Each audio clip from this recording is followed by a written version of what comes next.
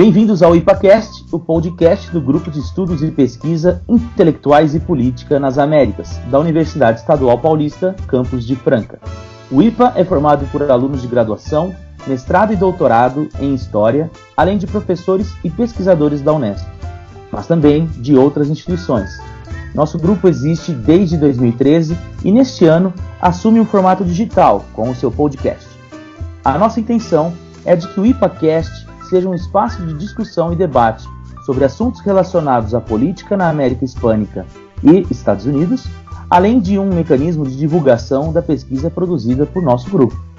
Em nosso primeiro episódio, falaremos sobre a Nicarágua e o governo de Daniel Ortega.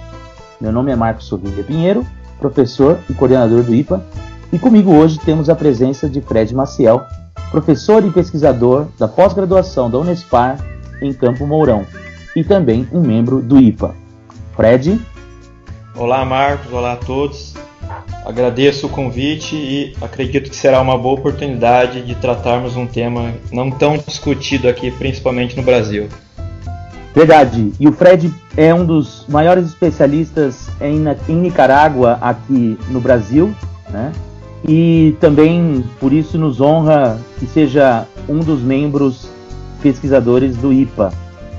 Conta um pouco, antes da gente falar sobre a Nicarágua, fala um pouco dessa sua relação com a Nicarágua, como começou a sua pesquisa, há quanto tempo você já estuda a história desse país? Bom, eu trato com temas vinculados à Nicarágua e à história nicaragüense já faz mais de uma década, né? Então, desde o começo da minha graduação, em 2007, que eu trabalho com temas sobre esse país.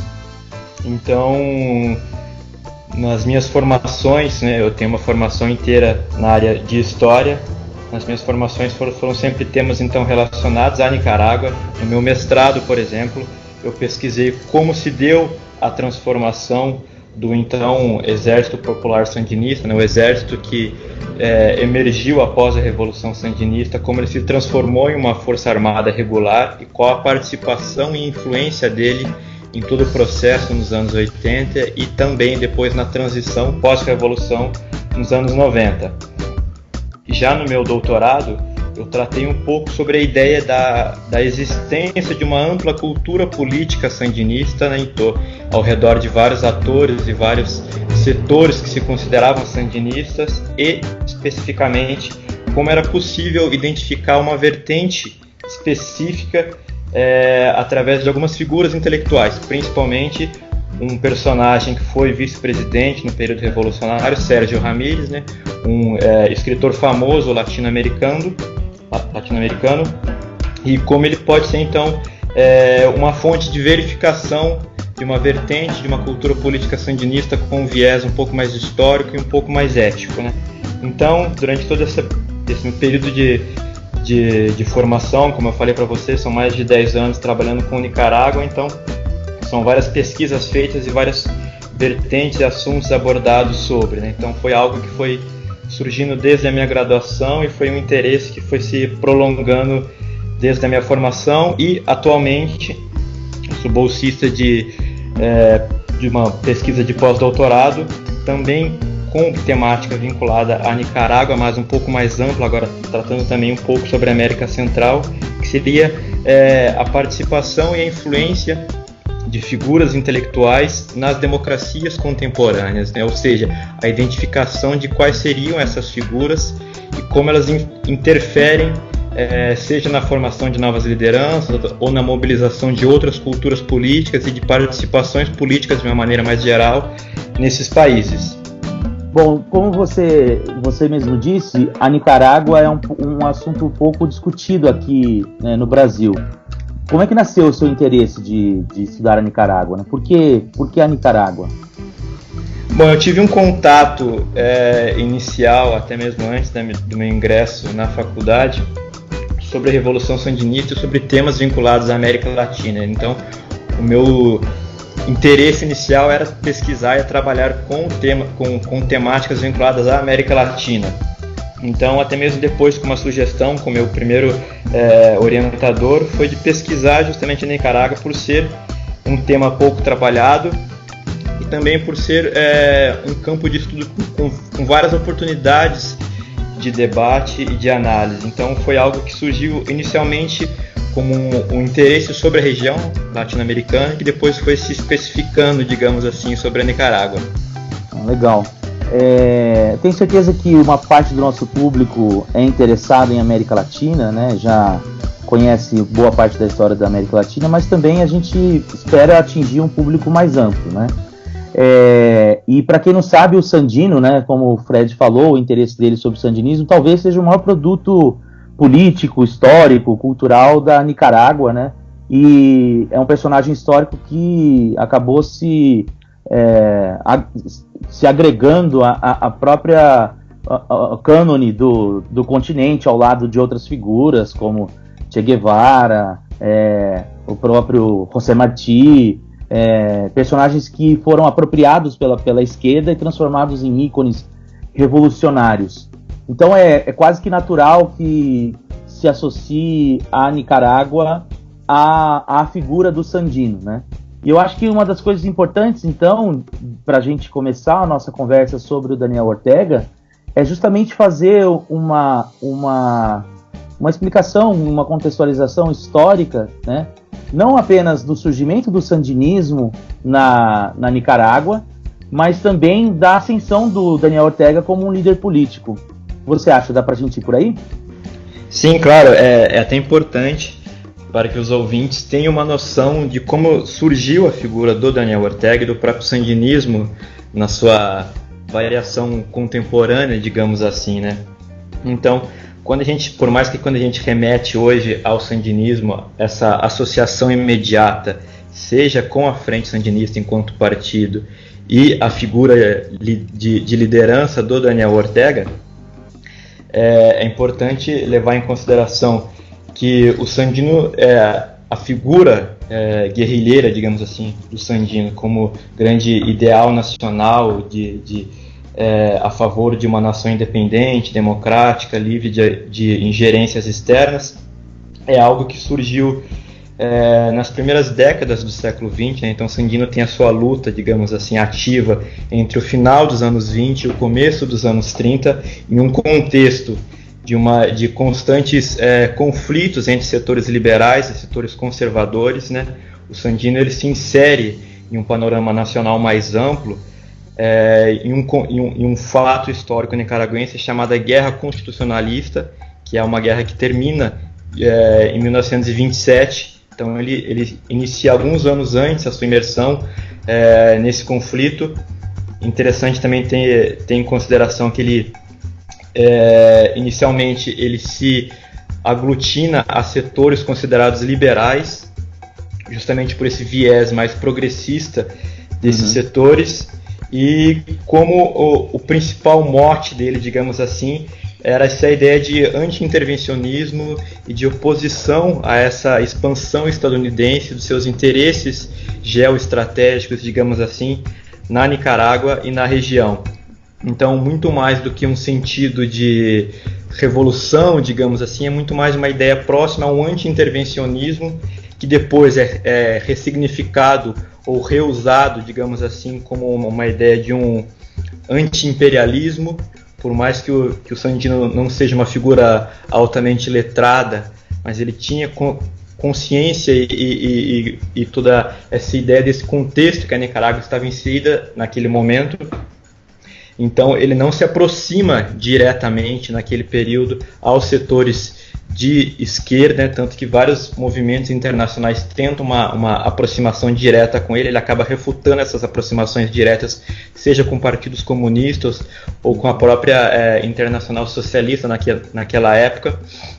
É algo que foi sendo construído posteriormente, né? Então, em meio a esse conflito e a essas disputas, digamos assim, entre setores liberais e conservadores, essa guerra constitucionalista ela termina em 27 através de um acordo entre cúpulas desses principais setores, e descontente com esse arranjo, digamos assim, e com a própria manutenção de tropas estadunidenses no país, né, lembrando um pouquinho antes que intervenção, digamos assim, armada através dos marines na Nicarágua, ela tem um período longo no início do século XX, primeiramente de 1912 até 25, depois de 26 até 33.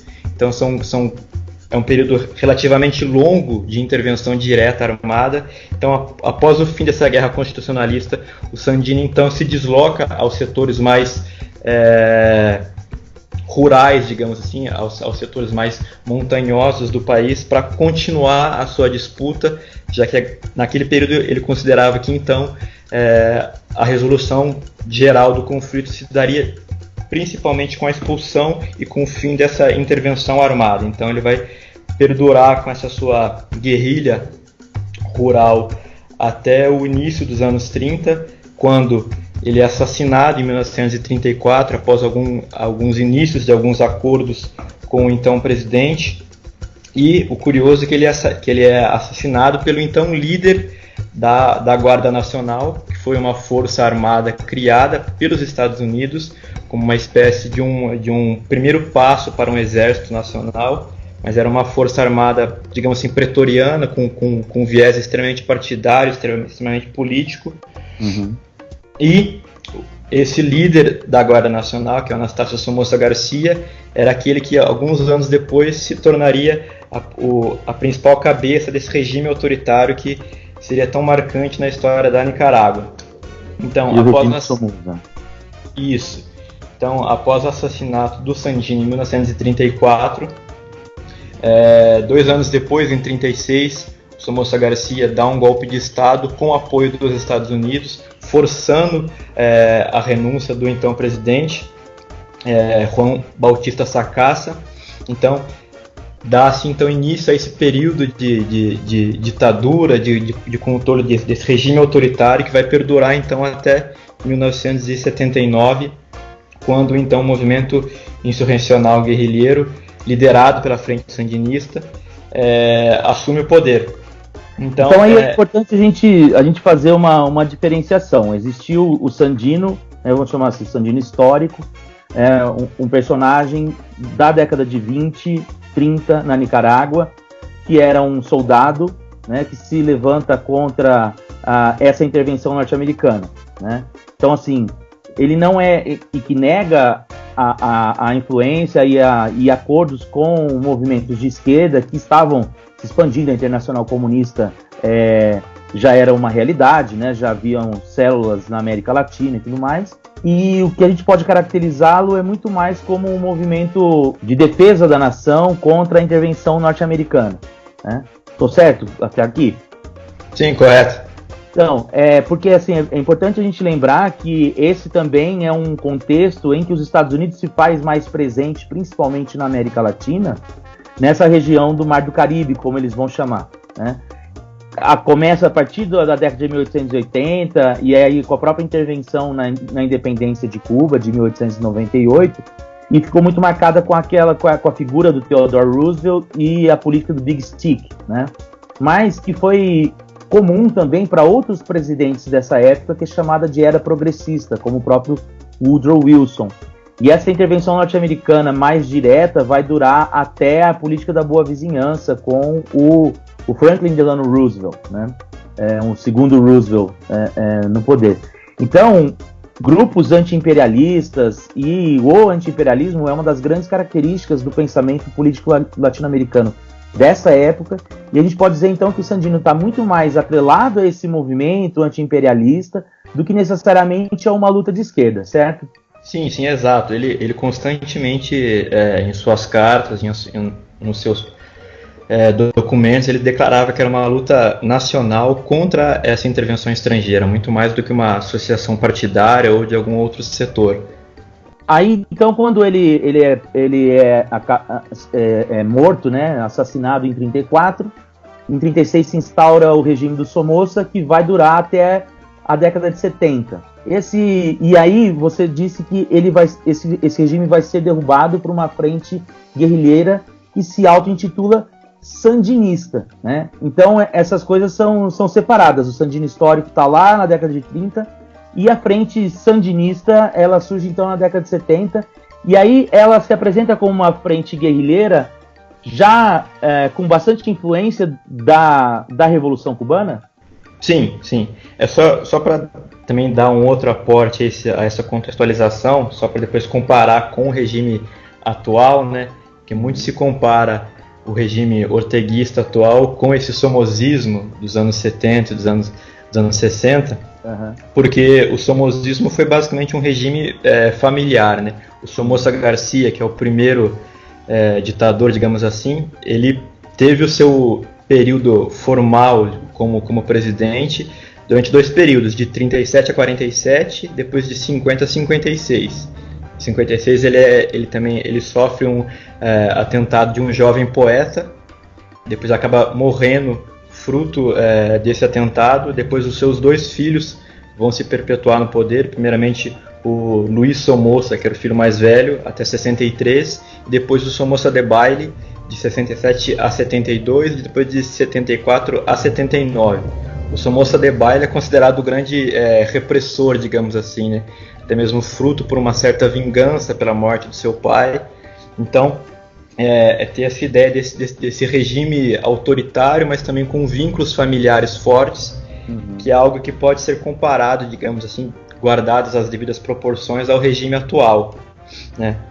E essa separação com esse chamado sandinismo histórico, digamos assim, é interessante que a figura do Sandino em meados do século XX, ela foi basicamente deixada de lado, fruto de uma forte campanha dos Somozas para, entre aspas, morrer todo esse mito guerrilheiro, todo esse mito de um entre aspas, bandido-herói, tanto que obras foram feitas com essa intenção, e ele é recuperado, a imagem do Sandino e os usos do Sandino são recuperados somente nos anos 60, com o Carlos Fonseca, que é considerado o grande mentor intelectual, digamos assim, da Frente Sandinista, né? A Frente Sandinista ela é organizada, ela não teve uma data específica de fundação, apesar de que alguns membros mais históricos tenham criado esse mito fundador entre 61 e 62, mas a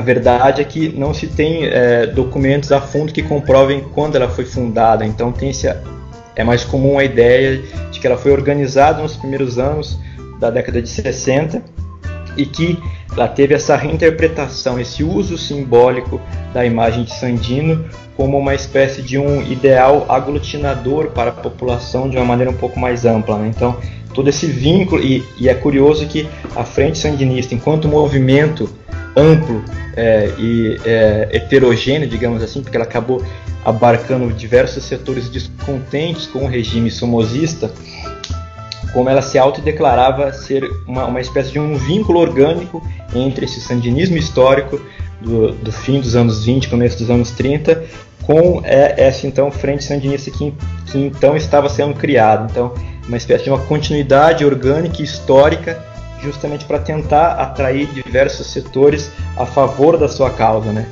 Essa é a famosa construção das tradições, né? Você pega um ícone histórico do passado e diz que está continuando a luta dele para dar mais legitimidade à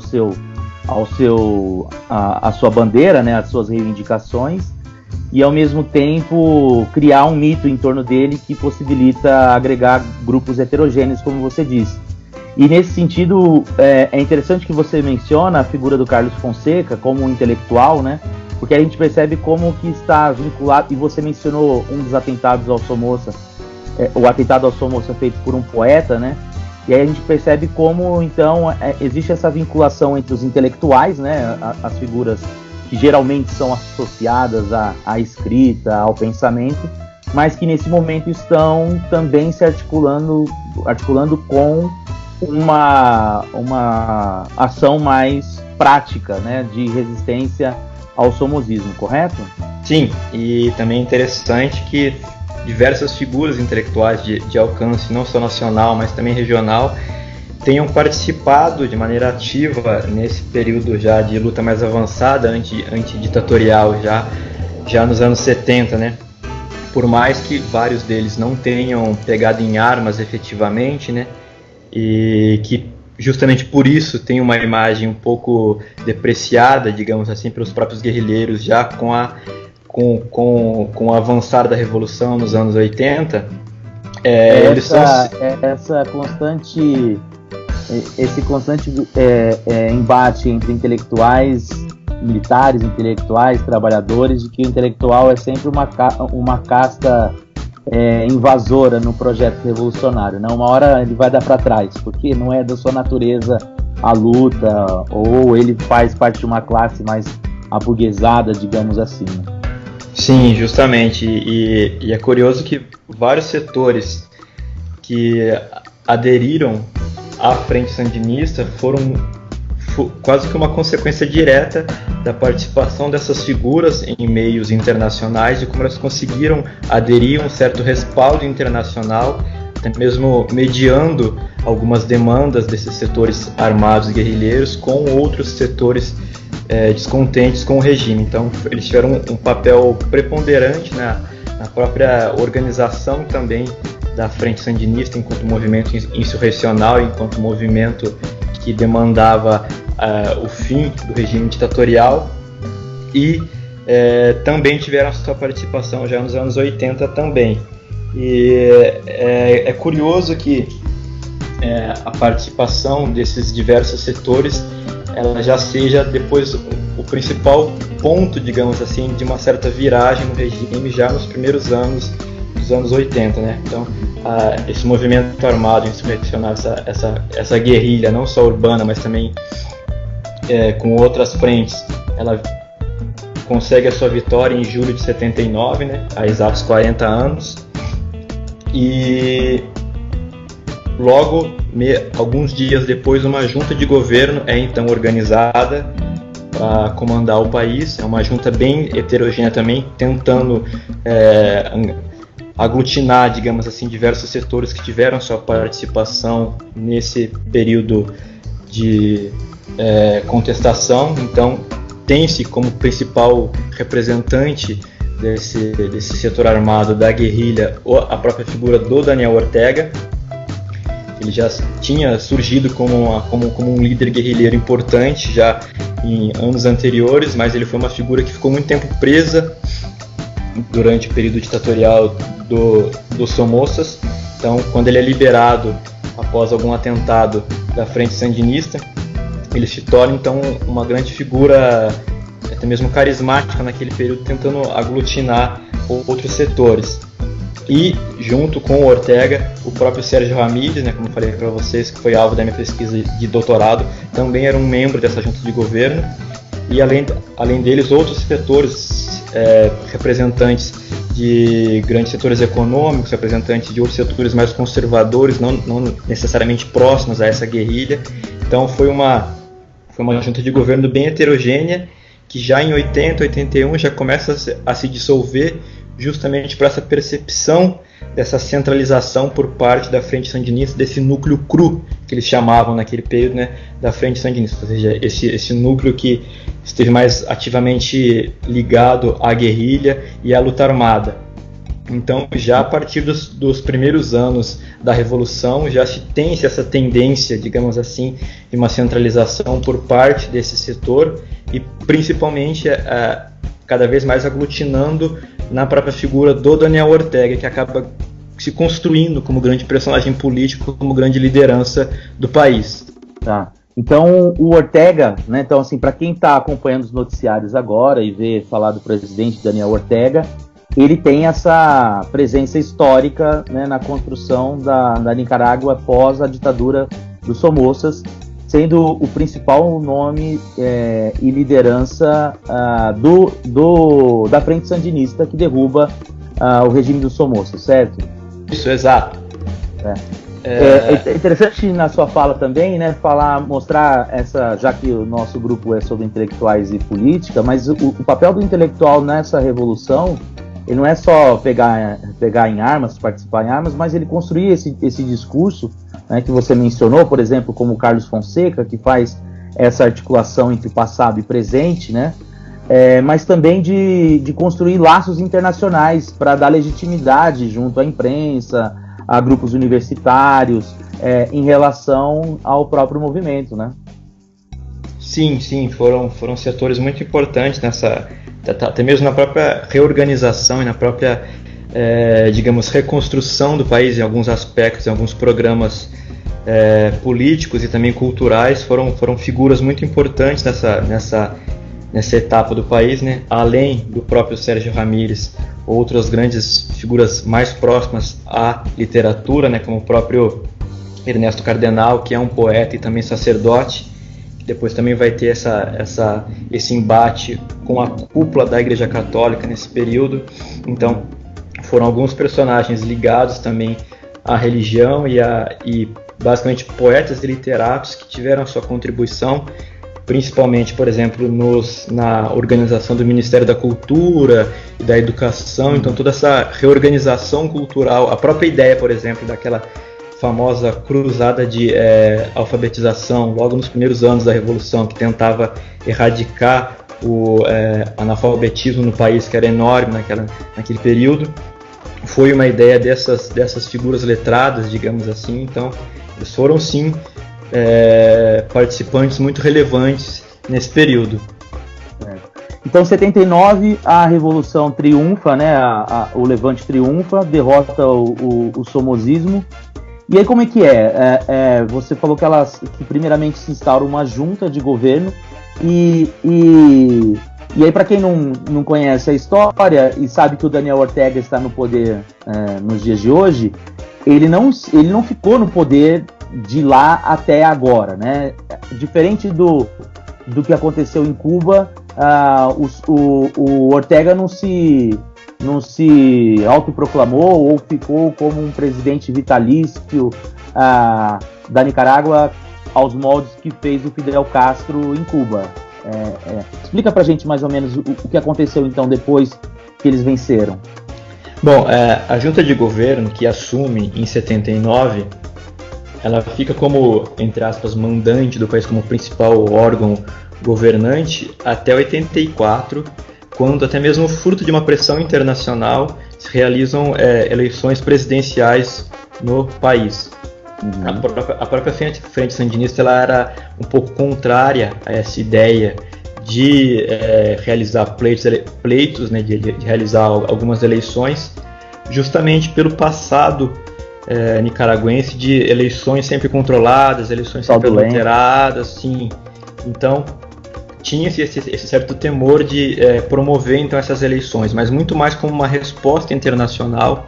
Eles realizam as eleições de 84 e agora como uma chapa presidencial entre Ortega e Ramírez. Eles são eleitos em 84, assumem em 85 e vão ficar até 1990, quando então, fruto de uma outra de um outro pleito eleitoral, de uma outra eleição, eles acabam saindo, né? Então, tanto a eleição de 84 como as eleições de 1990, ambos foram fruto de pressões internacionais, muito mais do que vontades internas, digamos assim, e que se a primeira,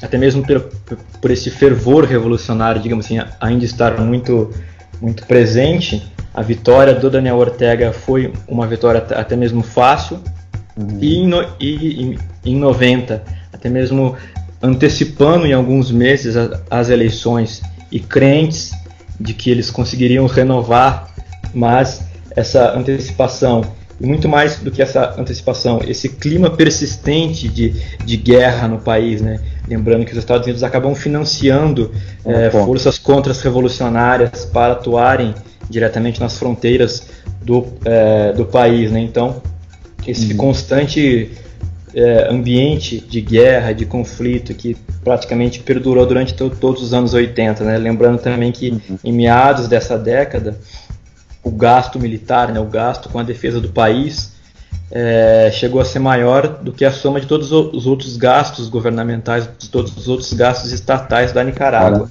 Então foi algo muito desgastante mesmo para a população de uma maneira geral, né? Porque tinha-se aquela esperança de que, findado o regime somozista, uma nova era de paz e de harmonia seria instaurada, mas justamente por essas forças contra-revolucionárias estarem atuando diretamente desde os primeiros anos dos anos 80, e também com a própria adesão de outros setores que antes faziam parte dessa grande composição pró-frente sandinista nos primeiros anos, como eles também se tornaram depois oposição, justamente por essa percepção de outros rumos, digamos assim, tomados pela Revolução, e especialmente pela liderança da Frente Sandinista, por essa centralização de alguns interesses e de algumas demandas, né? E me diz uma coisa, se o Sandino, a gente pode dizer que ele não tem um laço histórico com a esquerda, né? Inclusive de movimentos internacionalistas que foram rechaçados por ele, a Frente Sandinista, ela já nasce com esse perfil de ser mais de esquerda. A gente pode dizer então que o primeiro governo da Frente Sandinista e até mesmo do Ortega em 84 já possuía um perfil de esquerda, ou era algo mais pontual, de vínculos com a União Soviética ou não? Como que era isso? Então, o Carlos Fonseca, ele tinha uma vinculação partidária com o comunismo muito forte, né? Ele era membro de partidos comunistas, de movimentos comunistas, tanto que ele foi até Moscou durante os anos 70, durante os anos 60 e do comecinho dos anos 70, antes dele participar de maneira mais ativa da luta guerrilheira. Então, a construção que o próprio Carlos Fonseca elabora do Sandino é uma construção, digamos assim, muito mais ideologizada, né? Algo muito mais com viés partidário. E a mobilização posterior desse movimento insurrecional, ele tem esse viés um pouco mais heterogêneo, como falei, com vários setores participando, mas logo que assume, já no pós-79, essa orientação muito mais à esquerda, ela fica muito mais presente, muito mais nítida, né? Então, é até mesmo isso que leva a algumas cisões entre outros setores que antes apoiavam a Frente Sandinista, mas já em 84, nas eleições, já tinha-se muito claro esse viés partidário, tanto que era muito comum na época que vários líderes da Frente Sandinista se declaravam marxistas, se declaravam que essas ideologias eram elas que guiavam a Frente Sandinista e que orientavam todo o processo. Legal. Então, vamos lá, recapitulando aqui pra gente, eu acho que a experiência do que foi o governo da Frente Sandinista daria um podcast à parte, né, principalmente por conta da presença dos Estados Unidos, da contra-revolução, que tem toda uma discussão extremamente interessante, com a participação do Reagan, mas eu acho que a gente tem que apertar o passo aqui para chegar no Ortega nos dias de hoje. Então, a Frente Sandinista, representado pelo Ortega, digamos assim, e você mencionou que ele se posiciona como uma figura centralizadora já nos primeiros anos, até 82 já estava mais ou menos nítido, de que a Frente Sandinista iria se personificar um pouco nele, né, e já começa a gerar suas primeiras dissidências. Vai de 79 a 90 no poder na Nicarágua, correto? Isso. E aí em 90 tem as segundas eleições após o fim do regime ditatorial, e aí eles são derrotados na urna, e eles aceitam a derrota, e a partir daí existe um processo também de fragmentação da Frente Sandinista? Ou uma acentuação disso? Sim, correto. É importante lembrar que a figura que acaba reunindo e que acaba vencendo as eleições é a Violeta Chamorro, né, que é uma viúva de um ex-jornalista nicaragüense que foi assassinado durante o fim do regime somozista. Então, ela, como uma figura, digamos, materna, acaba aglutinando então esse sentimento também anti-guerra, a favor de uma pacificação nacional. Então, ela acaba vencendo as eleições em 90, ficando até 96, né, quando se realizaram as outras eleições. Mas sim, foi justamente nesse período, já nos anos 90, quando as primeiras cisões começaram a emergir, digamos assim. Sim, não que elas não existissem antes, mas elas se tornaram mais públicas, digamos assim, já nos anos 90. Um caso claro, é o próprio Ortega, né, que era vice-presidente junto com na chapa do Ramírez. O Ramírez, né? O Ramírez era vice-presidente na chapa do Ortega, e após essas eleições o Ramírez vai procurar ressignificar o próprio sandinismo. Isso, ele acaba sendo o principal mentor da grande primeira cisão na frente sandinista, quando ele organiza junto com outros intelectuais e com outros membros históricos da frente sandinista o chamado Movimento Renovador Sandinista, justamente por pensar que o sandinismo estava se perdendo enquanto ideal, e então era preciso restaurar todo esse viés histórico, todo esse viés ético, para que outros sandinismos, digamos assim, estivessem presentes, né? Uhum. Então a gente está aí, construindo aqui a nossa linha histórica. Nós temos o sandinismo, o sandino, né, que seria o sandino histórico. Depois a gente tem a formação da frente sandinista, que faz uma retomada do sandino já com novas colorações, com um viés mais de esquerda, né, já vinculando a imagem dele à figura do guerrilheiro cubano, né, fazendo essa nova roupagem. E aí, posteriormente isso, a gente já tem na década de 90, uma fragmentação desse sandinismo, né?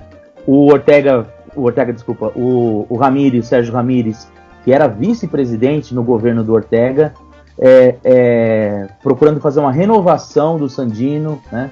Ele vai, inclusive, organizar alguns textos mais históricos do sandino, fazer novas introduções ao pensamento do sandino, para tentar criar uma nova interpretação do sandino. A gente pode dizer que isso ocorreu?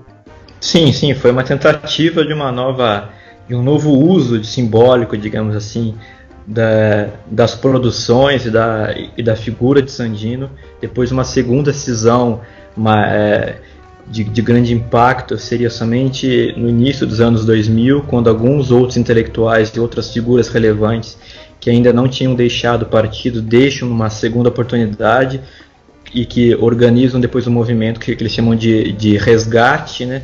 Seria também um resgate ao sandinismo. É curioso ter essa percepção dos próprios nomes desses movimentos que surgem, né? Um movimento renovador, depois um movimento de resgate ao sandinismo. Então essa percepção por parte desses antigos membros da frente sandinista de que esse ideal que tanto organizou e que mobilizou a população de uma maneira mais ampla em 79 acabou se perdendo e acabou se cada vez mais centralizando em uma figura apenas, que é o Ortega. Sim. Tá. E aí, mas de qualquer forma, esses cismas acabaram não conseguindo se transformar numa hegemonia política, e o Partido Sandinista do Ortega continuou sendo o principal ator político do momento? Sim, foi exatamente isso, né? A frente sandinista conseguiu manter todo esse, entre aspas, capital simbólico que associava sandinismo e os usos do sandino somente ao seu movimento, a sua constante agora partidarização, digamos assim, né? O que antes era um movimento quase espontâneo e de amplos setores acabou se tornando um partido político em sua essência, né? E que essas outras cisões não conseguiram então atrair os outros setores que então se identificavam com a frente sandinista, né? Então é muito difícil separar na Nicarágua a ideia de sandinismo da frente sandinista, né? Então outros movimentos não conseguiram criar isso, não conseguiram atingir os setores populares, que são aqueles mais identificados com esse sandinismo de uma maneira mais ampla. E aí como é que fica? Qual que é o papel que o Ortega vai ter na década de 90 e quando que se dá o retorno dele ao poder? Bom, o Ortega ele participou de todas as eleições nesse período, né? Após os anos 80, foram então seguidamente 3 governos de teor mais liberal, digamos assim, né? Aqui eu citei o governo da Violeta Chamorro de 90 até 96, depois o governo do Arnoldo Alemã, que vai de 97 até 2001, uma figura também com uma com características até mesmo semelhantes ao Ortega, no seu carisma, na sua capacidade de aglutinar vários setores, e depois o seu vice acaba vencendo também nas eleições de 2001, que vai então assumir de 2002 a 2006, que é o Henrique Bolanhos. Então, durante esses 3 governos de teor mais liberal, o Ortega seguiu como uma força, digamos, de oposição, tentando, participando sempre nesses pleitos eleitorais, sempre sendo um candidato derrotado, justamente por essa memória revolucionária que associava a Frente Sandinista e a própria figura do Ortega àquele período de guerras e de conflitos e de um país sempre em busca do seu consenso, né? Então, ele vai participar ativamente dos grandes debates políticos, digamos assim, nesse período, especialmente no governo do Arnoldo Alemã, que vai de 97 até 2001. Ele cria alguns pactos, algumas alianças com esse personagem, com essas figuras mais próximas ao Alemã, tanto que entre 99 e 2000 tem-se o grande pacto, digamos assim, que eles chamavam na época de pacto de governabilidade entre o Alemã e entre o Ortega, que eles basicamente se apropriaram de várias esferas formais de poder, né? Então vários órgãos e várias instâncias estatais acabaram sendo acordadas para ficarem nas mãos dessas grandes figuras. Isso porque o Alemã já estava sofrendo processos contra a corrupção, então até mesmo evitando futuras prisões e futuras condenações ao Alemã, e percebendo também a força ainda política do Ortega, eles fazem então esse acordo, que é esse grande pacto, e é a partir desse grande pacto também que se estabeleceu a famosa reforma eleitoral, que a partir de então um candidato, para sair vencedor nesses pleitos eleitorais presidenciais, ele teria que conseguir apenas 40% dos votos, ou então 35%, desde que ele tenha uma margem de 5% acima do segundo colocado. Então isso foi pensado até mesmo pela média histórica de votação da Frente Sandinista e do Ortega nas últimas eleições. Então era sempre algo próximo aos 40%. Então isso também foi pensado como uma maneira mais fácil dele conseguir retornar ao poder. Nas eleições de 2001 ele não conseguiu isso, mas isso vai ser efetivo depois nas eleições de 2006, que finalmente ele acaba vencendo e retornando ao poder como presidente em 2007. Isso, e aí ele está desde então? Sim, desde 2007 ele está como presidente, já no seu 3º mandato consecutivo. Logo no seu 1º mandato ele já faz uma nova alteração constitucional que permite as reeleições de maneira irrestrita, né? Antes que era algo proibido pela Constituição. Então ele não poderia ser reeleito já nas eleições do fim de 2011, né? Então essas alterações foram progressivamente sendo feitas de forma que ele pudesse se perpetuar no poder, todo esse círculo mais próximo dele também pudesse se manter. Então lá o período presidencial são 5 anos, né? Então ele se manteve nesse seu 1º mandato de 2007 a 2011, depois de 2012 a 2016, quando ele venceu novamente, e agora ele está nesse mandato que foi iniciado em 2017 e que constitucionalmente vai então até o fim de 2021. Tá. Então aí agora já chegamos aqui no presente. O que a gente escuta muito falar na imprensa brasileira, que não é tão especializada em Nicarágua, e às vezes até mesmo reproduz coisas informações de agências oficiais de outros lugares, é que o Ortega está passando por um momento de contestação do seu governo, né, com manifestações populares, e que essas manifestações populares têm sido repreendidas de maneira até mesmo brusca, com assassinatos. Teve o assassinato de uma brasileira que vivia lá e que participou de uma dessas manifestações, e alguns setores começam já a qualificar o Ortega como uma espécie de ditador aos moldes Maduro, Chaves, esse tipo de ditadura que se renova por meio das eleições. Aí então assim, esse é o quadro mais ou menos que as pessoas têm na cabeça do que a gente acompanha. A gente sabe, por exemplo, que semana passada teve uma manifestação em que várias pessoas foram presas e que, anteontem, se eu não me engano, segunda-feira, dia 11 de março, ele deu uma declaração de que ia soltar esses presos. Então, isso é o que chega pra gente, que já esteve mais em pauta antes do assunto Maduro tomar conta, né, da imprensa, dos assuntos latino-americanos aqui para a imprensa brasileira. Mas eu quero saber de você, então, como é que se deu isso aí? Como é que o governo dele passa por essa contestação desde o começo, ou existe algum momento que a gente pode falar que o governo dele começa a ter uma contestação maior? Bom, é só importante ter um pouquinho de noção que essa vitória do Ortega nas eleições de 2006, né, quando ele assume seu primeiro mandato pós-revolução em 2007, é que esses 3 governos de teor mais liberal, eles acabaram quase que como uma desatenção completa com vários setores populares mais pobres, né? Então, é nesse período, justamente na passagem para o século XXI, quando os índices de pobreza acabam se agravando cada vez mais, setores populares que antes tinham algumas ações sociais mais próximas acabam perdendo todos esses programas e outras atenções.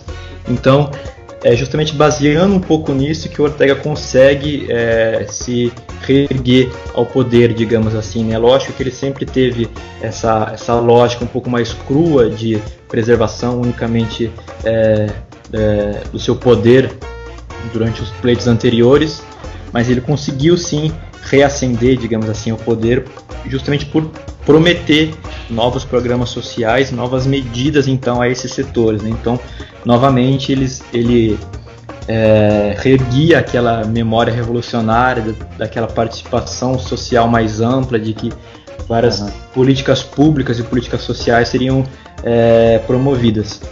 E de fato ele consegue promover, ele consegue conciliar essas ações sociais, mas com políticas mais econômicas voltadas ao capital estrangeiro. Ainda tem-se um plano econômico muito dependente de ajudas e de acordos estrangeiros, né? Então, muito da força dele foi por essas promessas. De fato, ele conseguiu criar alguns programas até mesmo influenciados em alguns programas brasileiros, como Fome Zero, como Minha Casa Minha Vida. Então, foram programas assistencialistas que conseguiram atender, mesmo que minimamente, alguns setores populares que antes não tinham nenhuma atenção desses governos liberais desde os anos 90.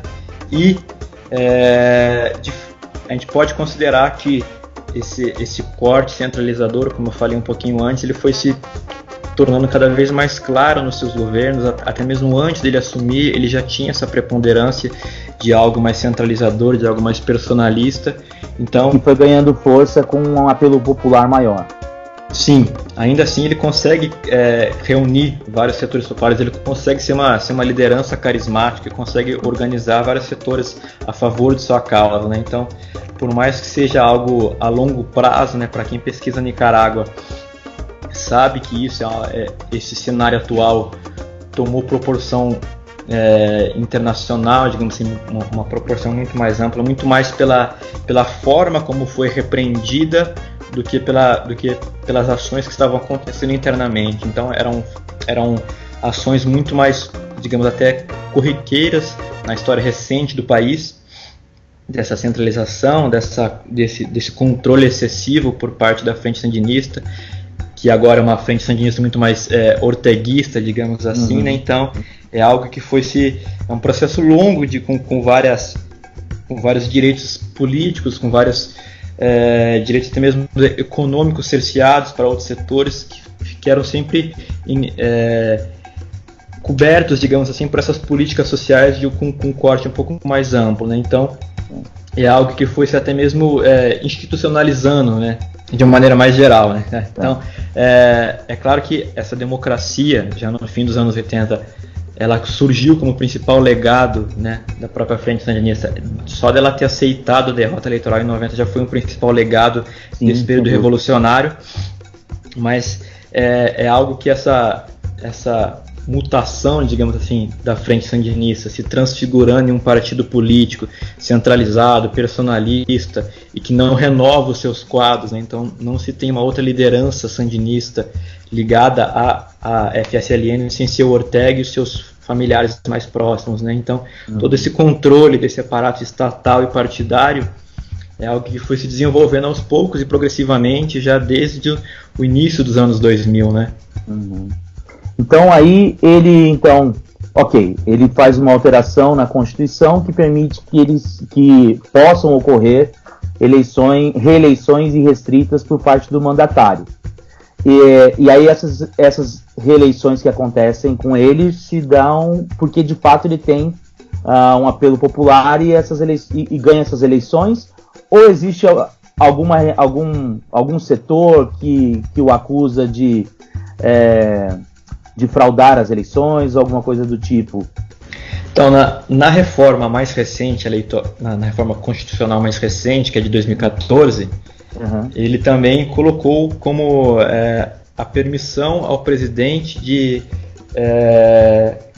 estabelecer decretos sem consulta a outros setores políticos, né? Então ele não precisa mais consultar a Assembleia, deputados ou outros governantes locais para que decretos possam ser estabelecidos e colocados em prática, né? Então ele tem quase um controle.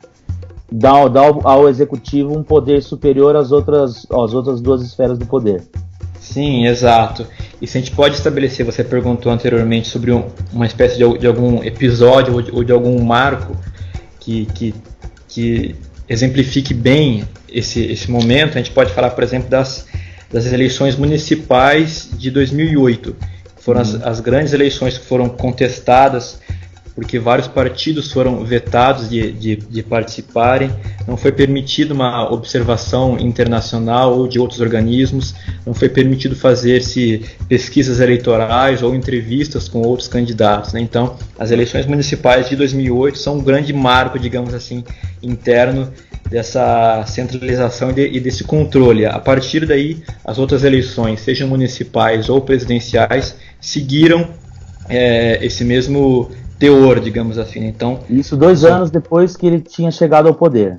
1 ano depois, né? Porque ele assume em 2007, quase em meados de 2008, quando ocorrem essas eleições municipais, né? Então, por exemplo, a última eleição...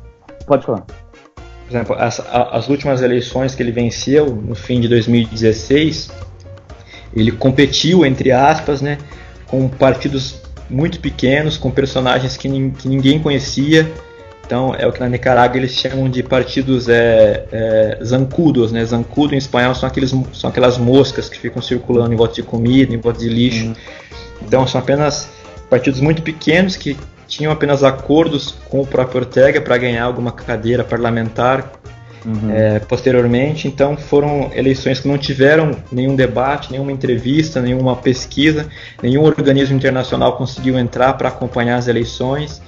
Então é uma rotina já esse tipo de eleição, e é curioso que isso era justamente o principal temor da Frente Sandinista nos anos 80 com as eleições, e que acabou se concretizando agora em tempos recentes. Mais pra frente eu vou pedir para você fazer alguns paralelos entre o somozismo e o orteguismo, vamos dizer assim, mas vamos continuar aqui com o atual quadro. Então, em 2008 tem essas eleições municipais que já tem esse perfil de muito pouca transparência, e essas eleições foram ganhas basicamente pelo partido do Sandino, do Ortega. Sim, a Frente Sandinista ela domina basicamente todas as instâncias estatais, um controle quase absoluto, né? Então, o Ortega e a Frente Sandinista, digamos assim, enquanto partido, não precisa mais consultar ou tentar fazer acordos com outras forças ou com outros partidos políticos, né? Então é um domínio quase completo mesmo. Então, porque aí fez uma base municipal, tem apoios, a Nicarágua tem uma predominância também, não necessariamente uma predominância, mas um setor rural bastante forte, isso possibilita que o governo tenha mais capilaridade também, correto? Sim. E se a gente for pensar em outro setor que tem algum respaldo, alguma influência, digamos assim, que seriam as Forças Armadas, né? O Ortega também, anos atrás, através de uma outra medida de reforma também, ele se colocou também como principal comandante em chefe do Exército, né, e das outras forças armadas.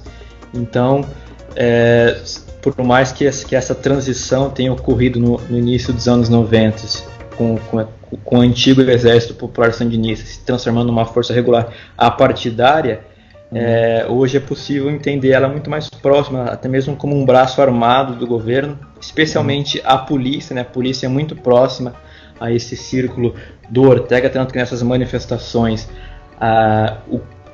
o grosso dessa repressão é feito por forças paramilitares e pela polícia, né? Então é curioso também pensar isso e ter essa noção de como também esse controle por parte da polícia, especialmente, é algo muito importante para essa manutenção do regime Ortega. Então a gente pode dizer que o ano de 2014 é um grande marco dessa, digamos assim, uma consolidação de um poder mais autocrático do Ortega, tanto nessa aproximação com as Forças Armadas, quanto esse decreto que permite que o presidente pode fazer, tomar ações sem consultar o parlamento? Sim, como eu falei, são medidas que ao longo dos anos ele foi tomando e que foram estabelecendo todo esse poder. Então são sempre pactos, como alguns autores preferem dizer de lá, né? A Nicarágua tem uma democracia frágil, mas é uma democracia pactada, digamos assim, né? Então ela é sempre estabelecida através de pacto com forças que ainda têm algum respaldo nacional. A própria Igreja Católica, por exemplo, ela conseguiu estabelecer também uma aliança, quer dizer, o Ortega conseguiu estabelecer uma aliança com a Igreja Católica que tem uma força simbólica muito forte no país, né? Então a própria promulgação de uma lei contra o aborto, justamente para atender a esses setores católicos mais conservadores, foi também uma resposta a essa aproximação direta com a igreja, justamente para trazer também esses setores à frente sandinista, né?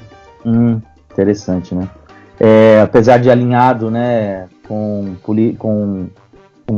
a esquerda latino-americana, essa que é uma das bandeiras da esquerda latino-americana, a Nicarágua é o oposto, o que demonstra que a política mesmo, ela necessita muito do diálogo com a cultura política local, ainda que se tenha uma ideologia supranacional, né? Sim, então a Nicarágua é um país muito curioso, é muito interessante de você analisar todo esse contexto histórico, todas essas construções que foram estando especialmente nesse contexto mais recente, né? Então, até mesmo o uso da força como amparo as orientações e as organizações políticas, né? Então é muito tênue a linha entre essa memória e esse passado guerreiro e uma cultura política armada e de conflito, né? Então, por mais que vários historiadores construam a ideia de uma nação guerreira, digamos assim, né? Justamente pela Frente Sandinista e pelo Sandino no começo do século XX, eu vejo muito mais uma nação propensa ao conflito e ao dissenso entre vários grupos e vários setores do que algo guerreiro contra intervenções internacionais, né? E aí quando começam essas... Porque você menciona então que vai ter uma série de ações que ele vai tomando a partir de 2008 que vão transformando as eleições cada vez menos transparentes e concentrando cada vez mais poder na mão dele. Existe alguma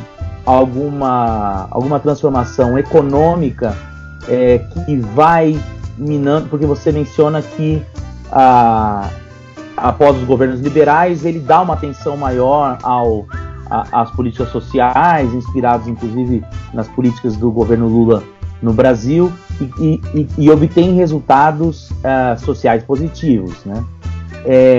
Em algum momento isso começa a enfraquecer, a perder força, né? Essa reestruturação do social começa a perder força e isso leva ele a tentar concentrar mais o poder, ou não?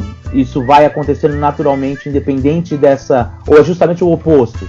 né? É essa maior legitimidade dada pelos programas sociais que dá a ele essa possibilidade de centralizar mais o poder. Tá, eu vejo como algo muito progressivo, né? Então, logo também no seu primeiro mandato, ele criou algo chamado de comitês de poder cidadão, né? Que são basicamente comitês locais, semelhantes ao que existiam nos anos 80, no período revolucionário, que basicamente acabam centralizando e canalizando demandas e interesses sociais aos partidários à frente sandinista. Então, é impossível hoje você tentar qualquer tipo de contato, qualquer mediação com forças políticas centrais. Você tem que passar por esses comitês locais, que basicamente são forças que centralizam partidários da frente sandinista, e esses vão passando depois para outras instâncias até, se possível, chegar ao Daniel Ortega e ao governo central, né? Então, é algo que, a partir do momento que a população foi percebendo que os seus espaços de participação política, econômica ou social estavam sendo cada vez mais limitados, e que também o próprio plano econômico, com esse viés muito mais dependente de acordos internacionais, o próprio acordo de amplas proporções com o governo venezuelano, anteriormente com o governo Chávez, né, com a própria ALBA, né, como isso foi importante para o desenvolvimento de alguns setores econômicos, e como isso ficou ligado somente a essa cúpula governamental, como isso acabou não chegando de uma maneira tão efetiva à população. Isso foi se, entre aspas, acumulando até que isso, em abril do ano passado, acabou como um certo estopim, digamos assim, né? Então, naquela época, né, em abril do ano passado, primeiramente, um incêndio em uma reserva ambiental que não foi dada atenção pelo governo. O governo deixou uma área imensa ser queimada, e depois algumas pretendidas reformas previdenciais que o Ortega queria aplicar principalmente aos setores aposentados, né, que eles pagassem uma taxa um pouco maior e que suas pensões fossem um pouco diminuídas. E como alguns setores estudantis e jovens começaram a fazer algumas manifestações contrárias a essas pretendidas reformas, como isso foi duramente repreendido, é que se tornou, entre aspas, esse estopim dessa grande revolução, dessa grande participação de outros setores, que tomou grandes proporções. Então foi muito mais, como eu já falei anteriormente também, o modo como foi repreendido tudo isso, como isso foi atacado por essas forças governistas, do que as próprias ações em si, né? São muito mais um acúmulo de várias tensões do que um fato em si. Ou seja, assim, não é um problema só econômico, né, como muitas às vezes se atribui no caso da Venezuela, e nem também apenas a um excesso de forças, mas de maneira geral são vários vetores que ajudam a entender esse processo do cansaço do orteguismo, digamos assim. E aí essa resistência começa a surgir basicamente nesses setores juvenis, né? Porque, assim, considerando que não existe nenhuma grande força política capaz de rivalizar com a frente sandinista, que os municípios também estão ocupados por representantes políticos, essa resistência ela parte então desses setores universitários.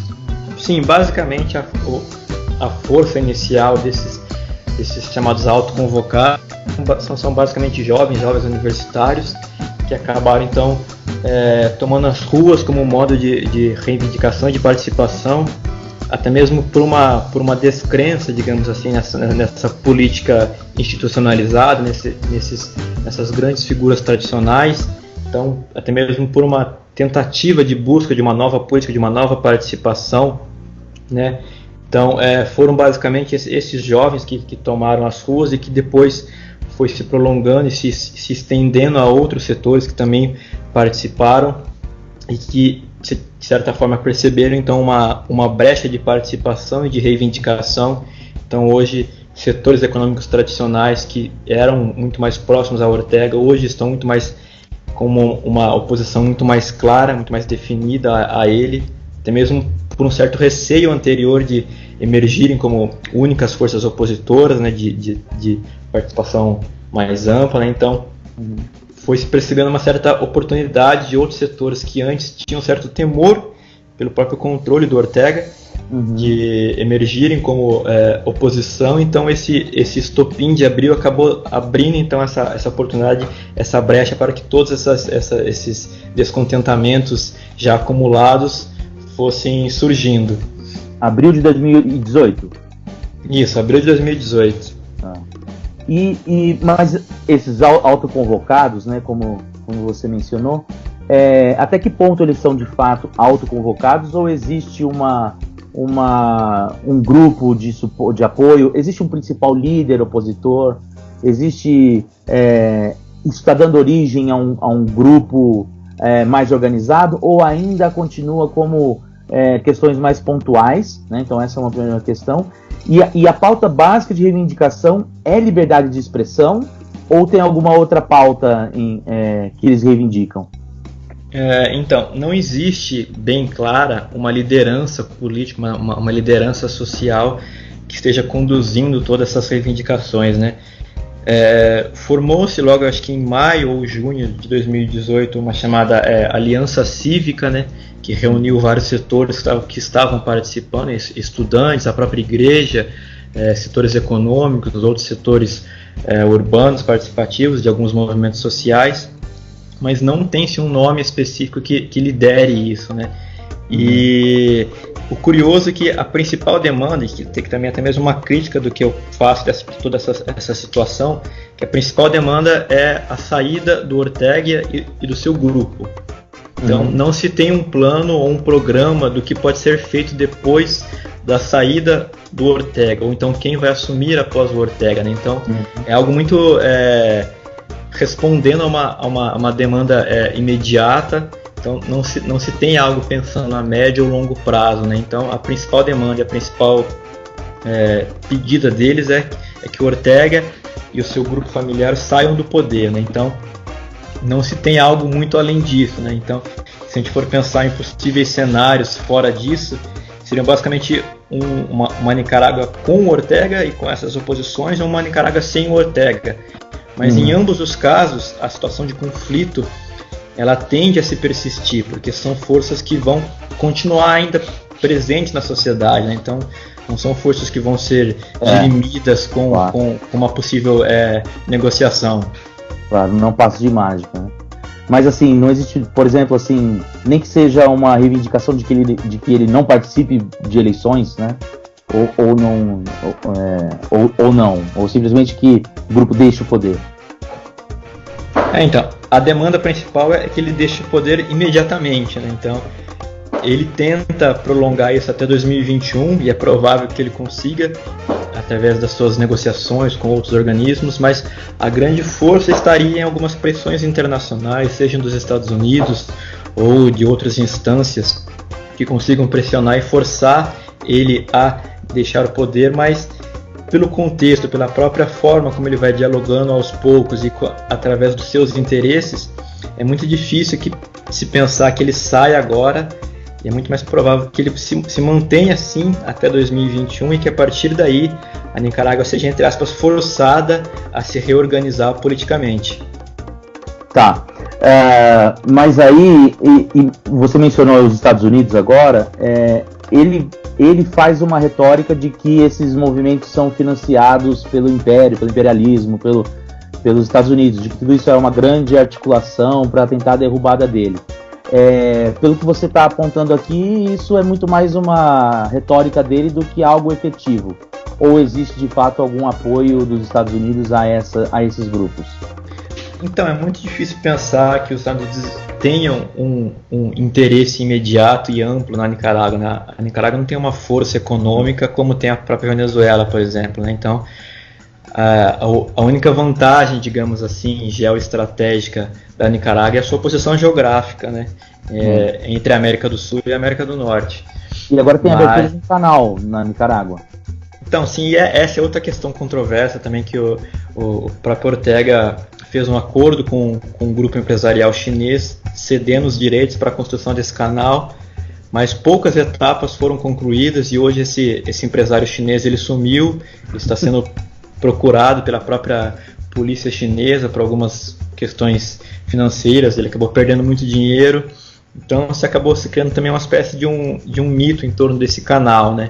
Certo. E por mais que essas pressões internacionais, principalmente através de alguns parlamentares que são contra esse tipo de regime que está se desenvolvendo na Nicarágua, eu acho muito difícil pensar que diretamente os Estados Unidos estejam financiando ou participando efetivamente de algo contra, né? Tanto que o Ortega, no fim do ano passado, criou uma lei antiterrorismo, digamos assim, né? Justamente porque ele considera esses grupos que estão se manifestando contra ele como golpistas ou como terroristas, e que são efetivamente financiados pelos estadunidenses, né? Então, hoje, por exemplo, várias organizações ligadas aos direitos humanos estimam que basicamente entre 350 até quase 800 pessoas estão detidas como presos políticos, né? E que também em números... Uma população de quantas pessoas a Nicarágua? Seria basicamente, eu não tenho o dado certinho, eu não vou lembrar, mas uma população considerável, se for pensar a própria população urbana, porque tem-se essa concentração muito mais urbana e até mesmo esse descrédito do que foi pensado anteriormente, né? Então, também pensando em números de mortos, né?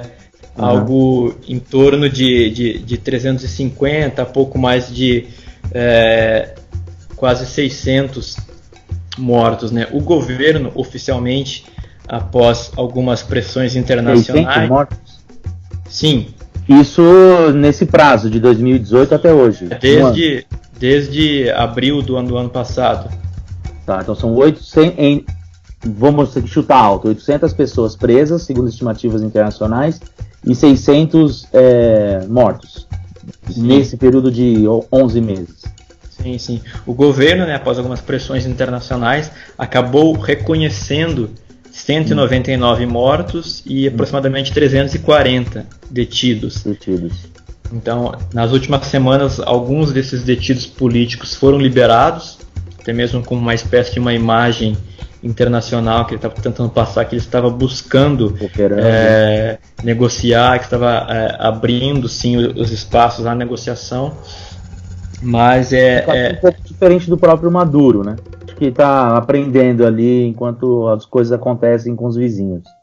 Sim, ele está percebendo que como até um ponto que é muito percebido por lá também. Enquanto a crise venezuelana for se agravando e for tomando esse espaço internacional e essa atenção de outros países, para ele é melhor.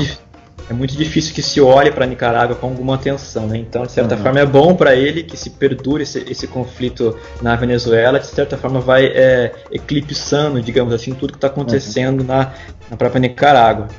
Faz sentido. E é interessante a gente falar, você mencionou, né, da questão do espontaneísmo, né, desses grupos.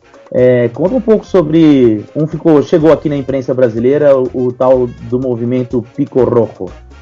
Então, são sempre algumas medidas medidas nacionais que acabam tomando algum respaldo internacional.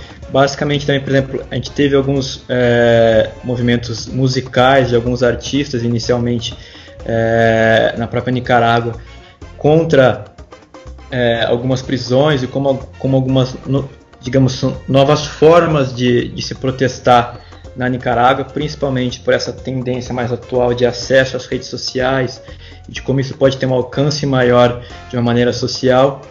Então, isso, se eu não me engano, foi em meados de outubro do ano passado, quando então várias organizações, vários movimentos tomaram esse protesto, digamos assim, com fotografias de homens e mulheres com os lábios pintados de vermelho, como uma forma, digamos, de um protesto um pouco mais amplo contra a própria ditadura, né? Então é um dos movimentos, até mesmo outros movimentos que acabamos vinculando, por exemplo, ao próprio lenço azul também, que é um outro símbolo de reivindicação, digamos assim, contra o próprio Ortega. Então são alguns exemplos, digamos assim, especialmente esse do Pico Rojo, de algumas associações de algumas mulheres pedindo, né, liberdade para os presos políticos. Então são sempre movimentos que acabam associando alguns jovens e também as redes sociais como novas formas de protesto contra o regime Ortega, digamos assim. Até onde eu li, foi um grupo de mulheres que foi presa e a polícia queria saber quem era o mandante, né? Quem era que organização que elas faziam parte, e aí uma delas estava com um batom, né? E ela falou assim, a gente faz parte do bico vermelho, né? Por causa do batom. E aí isso que foi, assim, uma forma de ironizar a situação, porque eles não tinham uma liderança, acabou se transformando num símbolo, né? Que aparece em fotos, em manifestações, as pessoas pintadas com o bico vermelho, né? Para dar a ideia de que fazem parte dessa organização, mas é uma sátira ao próprio governo. E aí, qual que tem sido, então, a saída do Ortega? O que você acha agora? Qual seria um caminho? Você acha que a tendência é recrudescer com o aumento de manifestações, ou é ele de fato buscar esses acordos que o permita continuar o seu mandato? E aí, se a opção for a segunda, você acha que existe a possibilidade dele não participar das próximas eleições? Bom, o cenário atual é muito difícil que se amplie essa repressão, né? É lógico que essa repressão contra essa oposição ao governo é algo persistente já desde alguns seus mandatos anteriores, mas a intensidade dessa repressão, como foi desde abril do ano passado, eu acho muito difícil que ela retome. Mas sim, existem ainda repressões e, de certa forma, um controle por parte do Ortega contra esses setores manifestantes. É difícil pensar que uma liberdade de imprensa seja ampliada, porque é até legal lembrar que vários meios de comunicação foram fechados ou têm os seus meios materiais, digamos assim, limitados por parte do Ortega, né? Por exemplo, alguns jornais não conseguem ter acesso a papel para imprimir as suas versões impressas, né? Então alguns jornais considerados opositores, né, têm sua difusão muito mais digital do que impressa. Alguns canais também foram fechados, e os seus líderes, os seus donos também foram presos.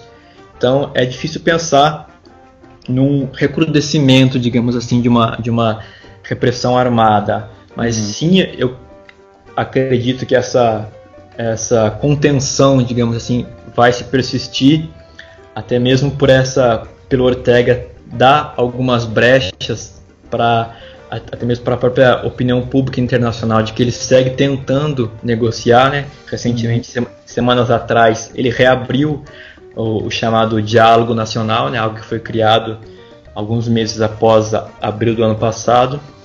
Então ele estabeleceu de novo esse diálogo nacional, só que agora ele não permitiu, por exemplo, a participação de representantes da própria Igreja Católica, né? Então isso já gerou um novo impasse, isso vai se persistindo durante alguns dias. Então o que eu vejo é que ele vai tentando sempre abrir alguns espaços para negociação, para alguns diálogos, mas que isso não vai efetivamente ser tomado enquanto alguma força internacional, algum organismo internacional pressione diretamente o próprio governo, né? Então as próprias sanções econômicas ainda são um pouco limitadas, né? Então é difícil pensar em algo muito concreto contra o Ortega, né?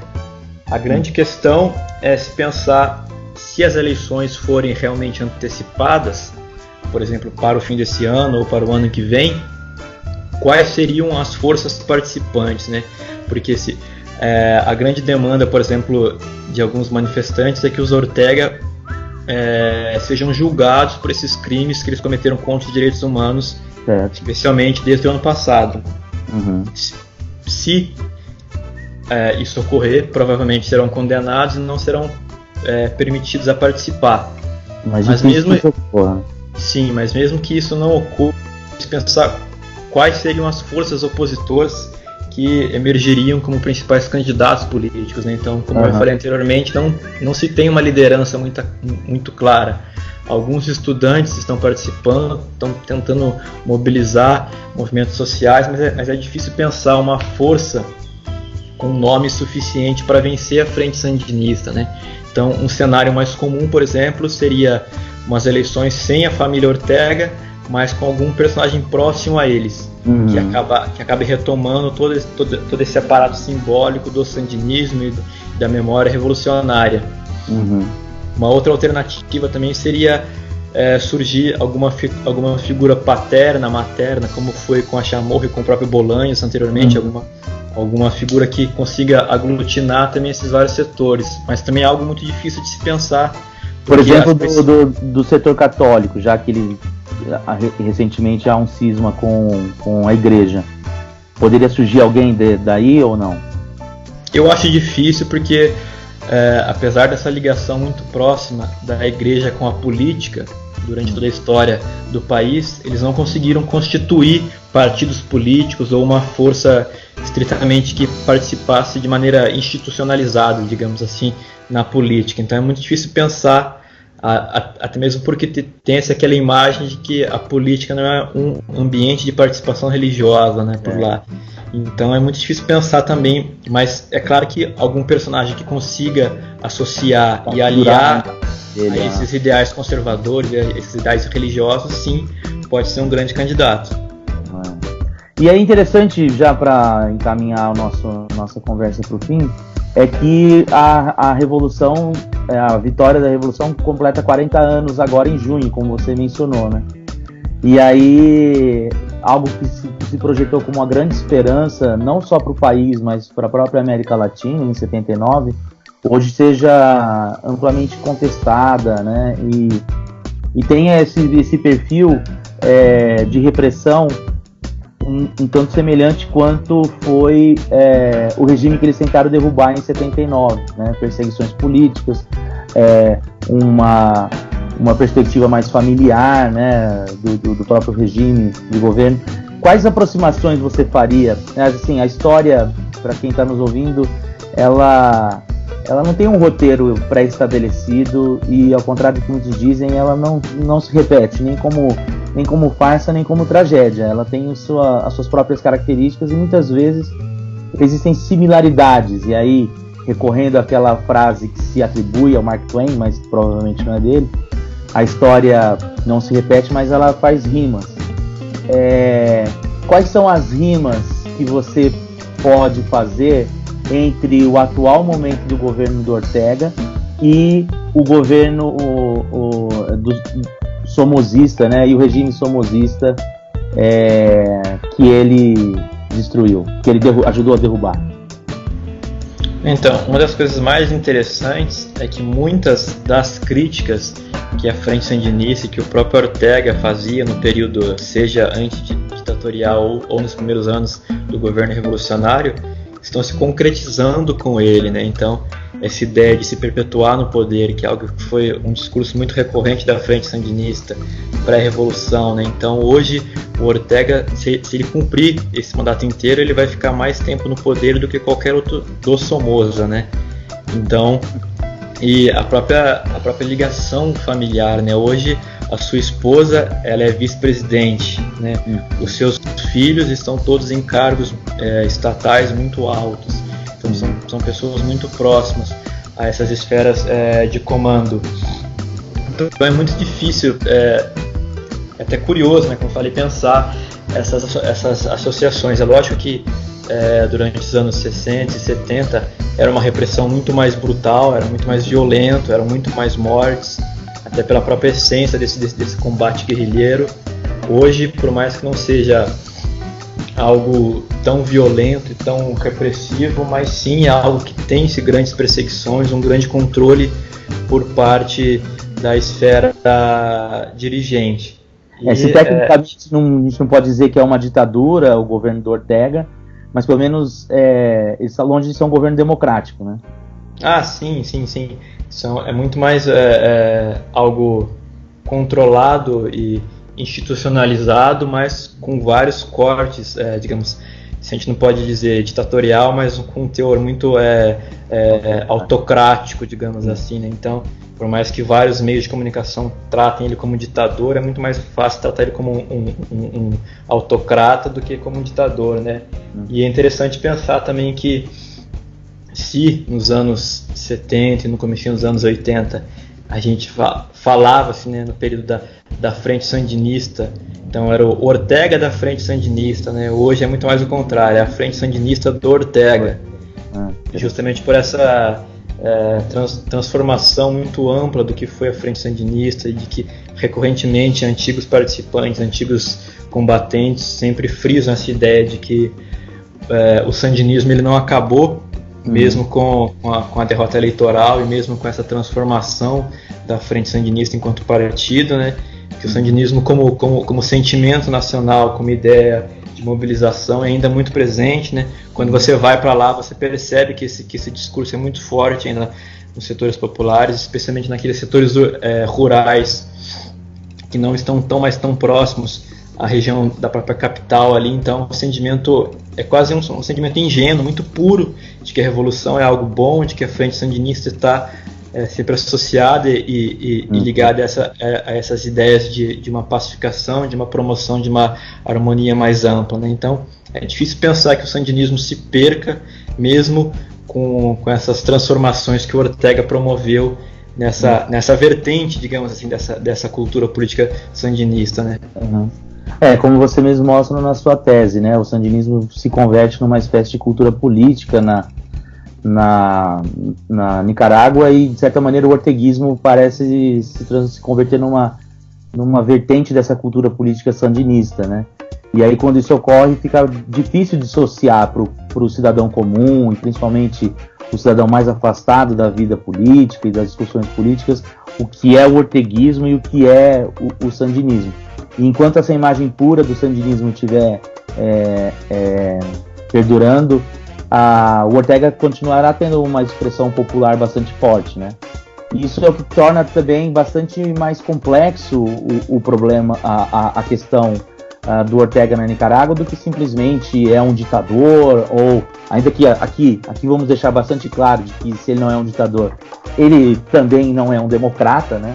Não vamos fazer essa defesa, mas por outro lado, de como as tramas que conduzem à solução dessa questão, elas são bem mais complexas do que a gente pode imaginar. E falando nisso, o que você projeta então para os próximos anos? É essa permanência dele no cargo de maneira pactuada, como você falou, dando maiores aberturas, e aí a tendência é que numa próxima eleição um dos filhos ou a própria esposa se candidate. Muito fala também sobre a doença, uma possível doença que ele tenha.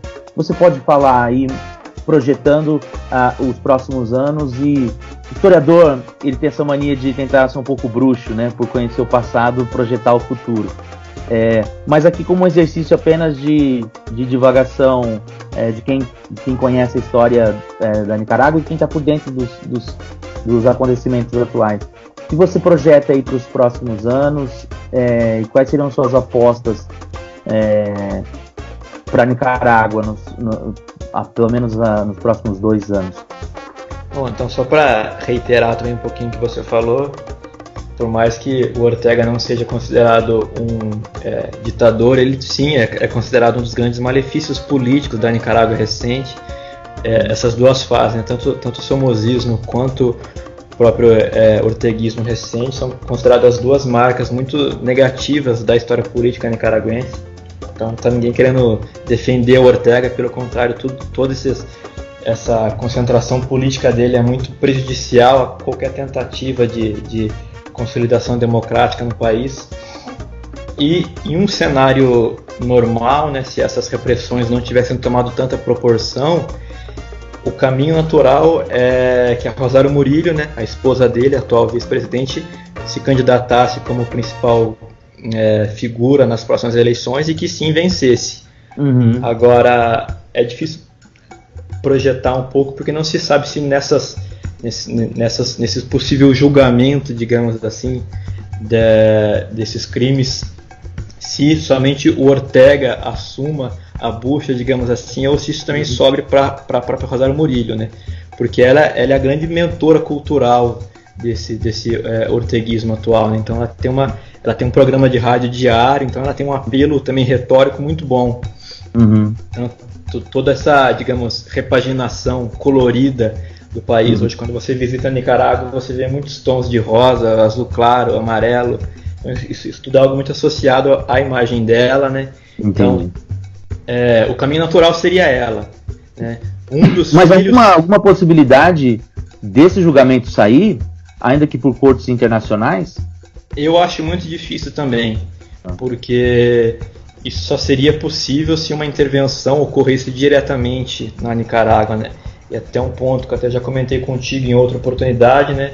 Até mesmo se ocorresse uma espécie de uma intervenção armada dos Estados Unidos na Venezuela, isso seria bom, entre aspas, para o Ortega, porque ele reforçaria toda aquela simbologia de imperialismo, intervencionismo, e isso ia recobrar toda aquela memória revolucionária de que seria preciso defender o país de uma força estrangeira, e isso acabaria reforçando muito mais a frente sandinista do que setores de oposição, né? Então, os filhos eu acho muito difícil, porque ainda não tem uma força popular muito grande, então seria mais provável que se as eleições não fossem prorrogadas, ou se elas fossem adiantadas, o caminho mais ideal é que alguma figura, liderança mais próxima a ele, se candidate. Mas a tendência, o que eu vejo é que provavelmente ele vai se manter sim até 2021, através de alguns acordos com a própria OEA, com ele simulando alguns diálogos com demais setores, e que nesses 2 anos, forçosamente, algum setor popular, alguns movimentos sociais, consiga centralizar em alguma figura, e que essa figura ganhe algum respaldo. Tem-se um líder vinculado a um grupo de pesquisa, mas ele foi exilado para Costa Rica. Então, se ele tivesse na Nicarágua, possivelmente ele seria uma força importante que conseguiria aglutinar isso. O nome dele, você sabe? Félix Maradiaga.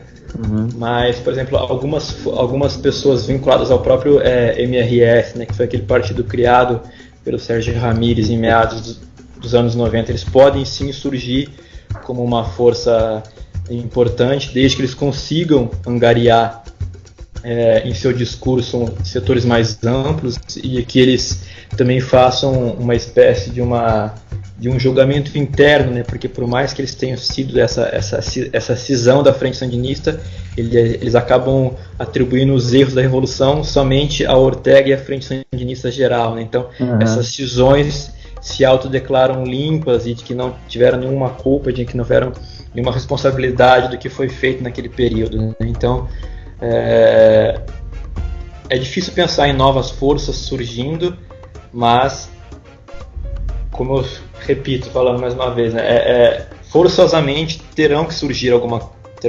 novos personagens, novos atores, né? Talvez alguma dessas lideranças jovens consiga também se estabelecer, sim. Até porque eles estão participando internacionalmente, né, de vários congressos, divulgando assim a situação nicaragüense. Então é também uma outra alternativa. Mas o caminho mais provável seria alguém próximo à frente sandinista que ainda consiga se fortalecer com esse discurso e com todo esse aspecto simbólico que remete à revolução e à frente sandinista e ao sandinismo. Legal. Bom, então vamos terminar o nosso papo por aqui. Como eu disse para vocês, o Fred é um dos maiores especialistas de Nicarágua, o Fred Maciel, professor Fred Maciel, é um dos principais especialistas em Nicarágua no Brasil. Agradeço muito, Fred, e também com muita honra para a gente é membro do IPA, né, do nosso grupo de intelectuais de estudo e pesquisa intelectuais e política nas Américas aqui na Unesp. Fred, para você se despedir, nós vamos deixar na descrição do post o Lattes do Fred e também links para a sua dissertação de mestrado e para o seu doutorado. Mas eu gostaria, Fred, que você desse algumas indicações. As pessoas conhecem pouco a Nicarágua, mas a Nicarágua é um país de muitos poetas, escritores, né? Alguma dica aí para quem quiser conhecer um pouco mais da cultura da Nicarágua? O que você indica para a gente? Bom, a Nicarágua é muito conhecida por ser chamada um país de poetas, digamos assim, né? Mas então a recomendação principal e direta, logicamente, o principal representante dessa linha de poetas, que é o próprio Rubem Darío, que é considerado o grande personagem desse modernismo poético de língua espanhola. Uhum. Logicamente, para você conhecer um pouco da história da Nicarágua, alguns romances que tratem desse viés político, dessas memórias revolucionárias, são bem interessantes. Então, o próprio Ramírez, que é um cara que tem muitas obras que têm esse teor histórico, são muito interessantes. Uma outra escritora também já tem livros traduzidos para o português, que é a Gioconda Belli, que também é uma outra literata, que também participou do período revolucionário. O próprio Ernesto Cardenal, que é um poeta também, que também tem obras relacionadas a esse período revolucionário, principalmente, né? Então, são personagens literatos, basicamente, que estão sempre participando ainda desse debate público sobre a história do país e sobre o contexto político do país, e que são obras de relativamente fácil acesso. Na internet você consegue várias obras deles, e que são um caminho um pouco de entrada, por mais que sejam algo um pouco com certo viés, né, de contestação ao que está acontecendo, mas as próprias memórias dos três são obras muito interessantes, né? A do Ramírez, que é chamada Adiós Muchachos, que também já foi traduzida para o português, é muito interessante para ter esse contato inicial. A do Ernesto Cardenal, que chama Revolução Perdida, também é algo muito interessante.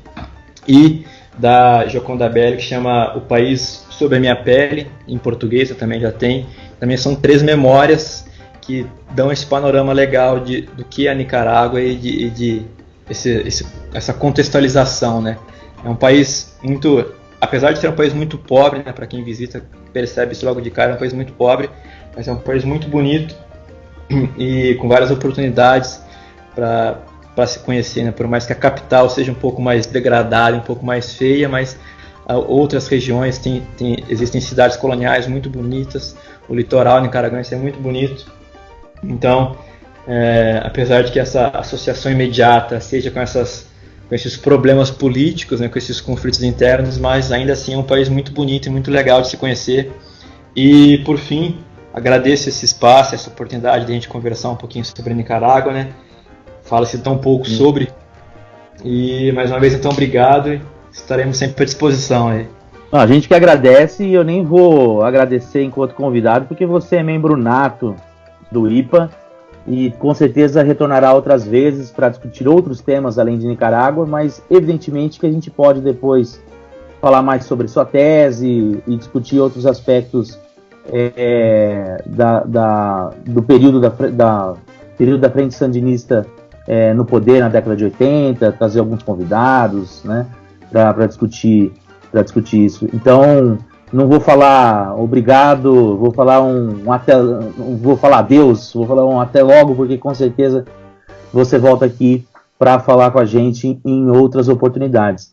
Esse foi o primeiro episódio do IPAcast, ainda nós não temos muitos caminhos para como você falar com a gente. Agradeço imensamente se você, quase 2 horas depois, ainda está nos ouvindo. Por enquanto, a nossa forma de comunicação é pela nossa fanpage no Facebook.